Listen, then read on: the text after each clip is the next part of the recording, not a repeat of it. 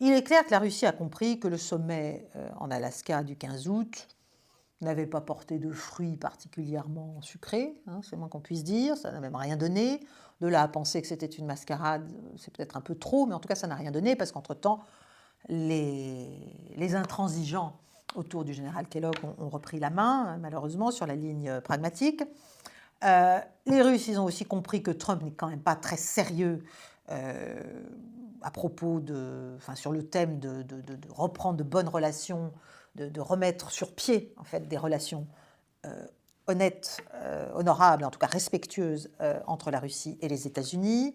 Et donc Moscou, finalement, pour l'instant, se dit qu'on est peut-être au bord d'une escalade américaine en Ukraine, ou de nouvelles frappes plus lourdes contre l'Iran, ou une sorte d'action un peu d'éclat contre le Venezuela, ou tout à la fois, parce que ils sentent que Trump est dans une espèce d'état d'excitation assez inquiétant, et c'est pour ça d'ailleurs, je pense que Poutine cherche à calmer le jeu, à ne sur le prix Nobel de la paix a plutôt être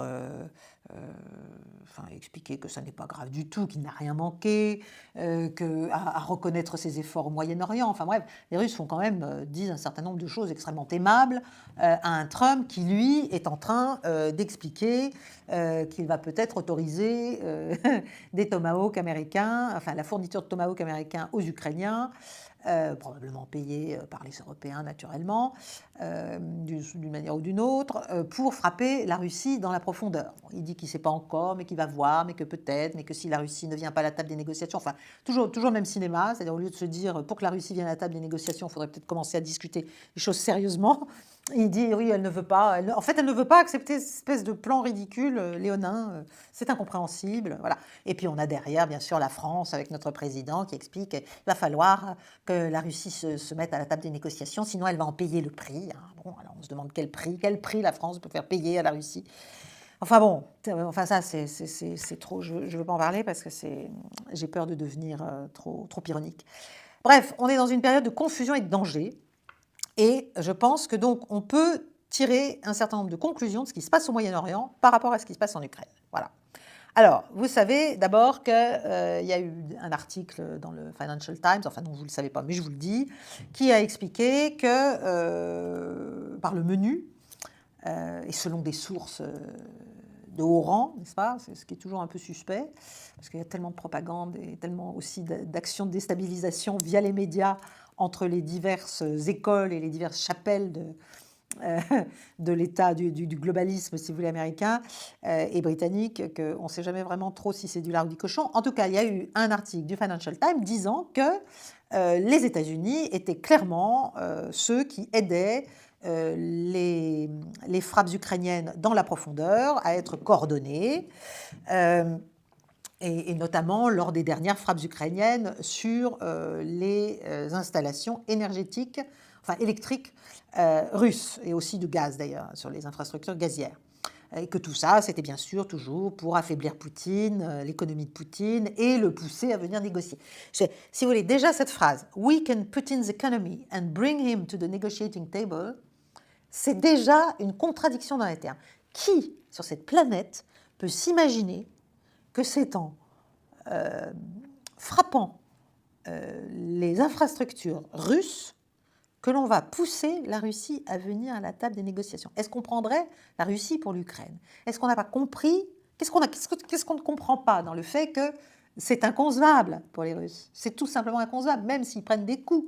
Ils ne vont pas pour autant aller à la table des négociations, puisqu'ils savent très bien que les termes de la négociation qu'on leur propose ne sont pas recevables par rapport à leurs préoccupations. Bon. Mais on continue. Donc en gros, bon, cet article explique que ce soit le renseignement, que ce soit le ciblage, que ce soit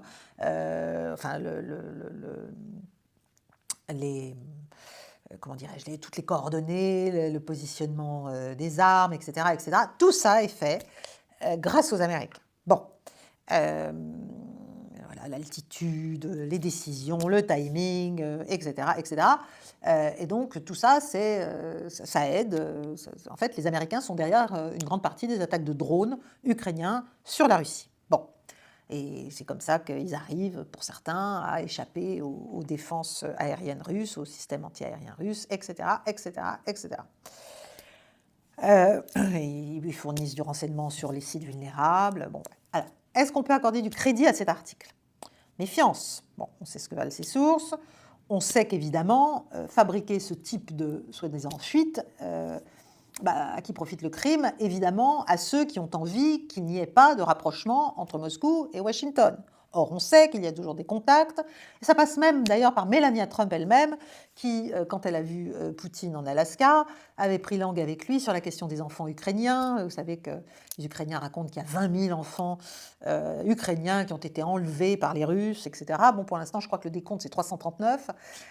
Et donc, Melania a réussi, par un espèce de canal qui a été institué, à faire en sorte que Poutine s'intéresse à la question et, en geste de bonne volonté, fasse en sorte de réunir, je crois, 8 ou 10 enfants ukrainiens avec leur famille. Bon, bref, enfin, voilà.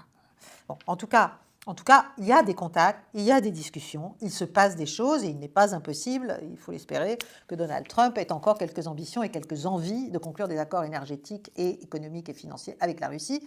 Mais évidemment, il a affaire à fortes pressions intérieures, comme je vous l'ai déjà expliqué. Bon, donc il n'est pas impossible que ce type d'article, ce soit faux, soit faux, et qu'en fait, il s'agisse juste de détruire, si vous voulez, de faire en sorte que les Russes se disent décidément, vraiment, ces Américains sont vraiment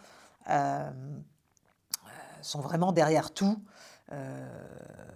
Et voilà. Et donc, ce serait une confirmation, si vous voulez, que ce que dit Poutine est vrai.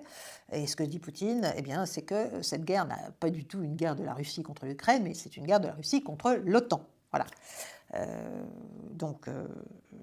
Alors, après, donc, vous avez l'affaire des Tomahawks. Bon. Il faut quand même se rendre compte que même Biden n'était pas allé aussi loin.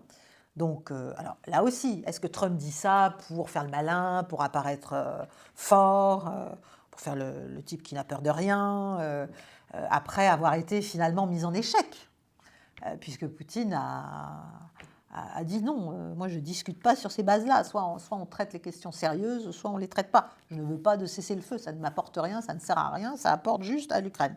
Voilà. C'est une vraie question, car après tout, des F-16 ont fini par être fournis, des ATACMS ont été fournis, des Storm Shadows ont été fournis. Tout ça ne devait pas être fourni. Donc, si vous voulez, les lignes rouges, en tout cas américaines, du côté américain, ont été franchies allègrement. Ça pourrait être une de plus. Alors, Poutine a tout de suite dit, et d'autres aussi d'ailleurs à Moscou, que de toute manière, même si il y a des comment dirais-je, des Tomahawks, pardon, qui sont donnés aux Ukrainiens. D'abord, il a dit que ce type de missile, ce type de lancement, si vous voulez, de système, ne peut pas être opéré sans soutien concret, sans opérateur américain. Mais il a dit que ça ne changera rien de toute façon à l'équilibre des forces sur le terrain. C'est-à-dire que ça n'empêchera pas de gagner ce qu'il a gagné. En revanche, ça apportera un coup décisif aux relations, évidemment, russo-américaines. Tout ça est très logique, donc ce n'est pas la peine d'insister. Ça minera la relation de toute façon. Mais ce que les Américains n'ont pas l'air de bien comprendre, c'est que quand Trump explique qu'il va peut-être accepter de livrer des Tomahawks, mais combien, bon, de quelle version, etc., à la Russie, il y a beaucoup de gens en Russie que ça réjouit. Pourquoi? Mais parce que ça donnera une occasion, et ça rendra nécessaire pour Poutine d'accélérer les opérations et d'aller vers, finalement, l'acquisition optimale des objectifs de guerre de la Russie, de l'opération militaire spéciale. Donc, ça, c'est quelque chose que, probablement, du côté occidental, on n'en a pas conscience, parce que comme Poutine est un dictateur, n'est-ce pas, il fait les choses contre sa population, contre son état-major, contre tout le monde. C'est pas tout à fait vrai. Voilà. D'une certaine manière, le fait que soient remplis les objectifs de l'opération militaire spéciale intéresse beaucoup de gens qui considèrent que Poutine est trop gentil, qu'il mise trop sur la bonne volonté et l'intelligence américaine, et que comme il gagne sur le terrain, il se permet d'être trop souple, voire trop mou, vis-à-vis des Américains. Et c'est vrai que c'est une question qui finit par se poser. Est-ce qu'à force, finalement, d'avoir gagné militairement, il ne se met pas en situation, à un moment donné, de ne pas voir venir une escalade américaine ou une frappe soudaine américaine? Si vous voulez, on l'aurait usé d'une certaine manière, non pas militairement, mais on l'aurait usé politiquement et symboliquement, d'une certaine façon. Voilà, en le poussant à toujours prendre, j'allais dire, de la hauteur, ne pas répondre aux provocations, donner du temps au temps, donner le bénéfice du doute, ne pas tomber dans les pièges, etc., etc. À force de ne pas tomber dans les pièges, on risque de tomber dans un piège énorme, quand on est du côté de la Russie, quand on est lui, si vous voulez, qui est de ne pas voir venir une hostilité décisive qui, à un moment donné, pourrait exploiter cette perception, finalement, trop politique du président russe, voilà, et trop indulgente. Bon, on me dirait, quand je parle d'indulgence de la Russie, évidemment, encore une fois, c'est un scandale pour beaucoup de gens, mais c'est quand même la réalité. En tout cas, il y a ce qu'on appelle les turbo-patriotes, si vous voulez, en Russie, et ceux-là, le jour où il y a des tomahawks, c'est quand même servi sur un plateau d'argent pour eux, pour aller dire au président, mais attendez, là, il faut quand même, il faut en finir avec l'Ukraine, quoi. Il faut vraiment mettre l'Ukraine à genoux par un certain nombre de frappes décisives pour lesquelles on a tous les moyens, sauf qu'on fait ça tout doucement, tout doucement, tout doucement, en attendant que quelque chose se détende, voilà, soit possible sur le front diplomatique. Donc c'est ça dont je voulais vous parler. L'évidence de la victoire militaire russe sur le terrain peut conduire Vladimir Poutine à mésestimer la partie adverse, que ce soit les Américains, que ce soit l'OTAN, ou que ce soit même les Européens, et à se montrer trop modéré, trop tempéré.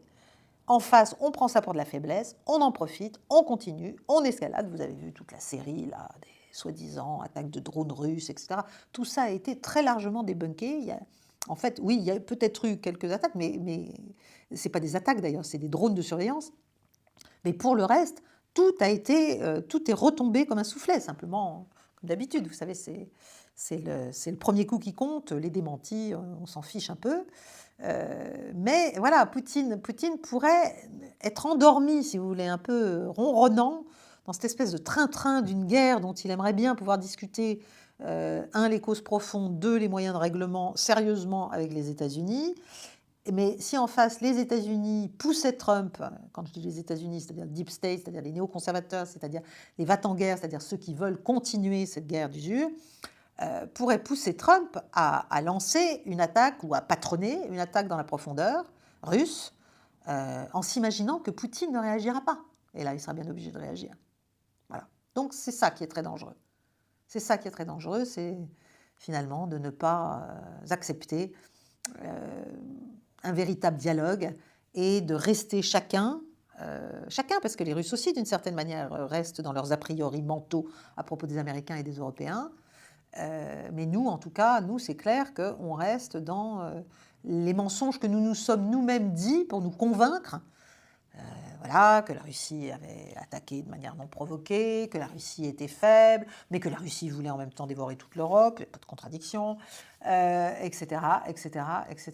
Et donc, on est engoncé dans cette gangue, en fait, de mensonges, d'inexactitudes, de mépris, d'incompréhension, d'ignorance et de prétention. Et tout ça, c'est lourd et c'est dangereux. Bon. Donc, voilà, le bluff de Poutine. Poutine bluffe. Non, Poutine ne bluffe pas. C'est pas parce qu'il ne réagit pas qu'il bluffe. C'est parce qu'il espère. Mais a-t-il raison d'espérer? Jusqu'à quel point est-ce qu'on est capable, nous, à un moment donné, de se dire, mon Dieu, mais qu'est-ce qu'on est en train de faire là? On va au choc? Bon. Voilà. Alors après, sur le terrain, les avances se poursuivent. Hein, Kupiansk, tout ça est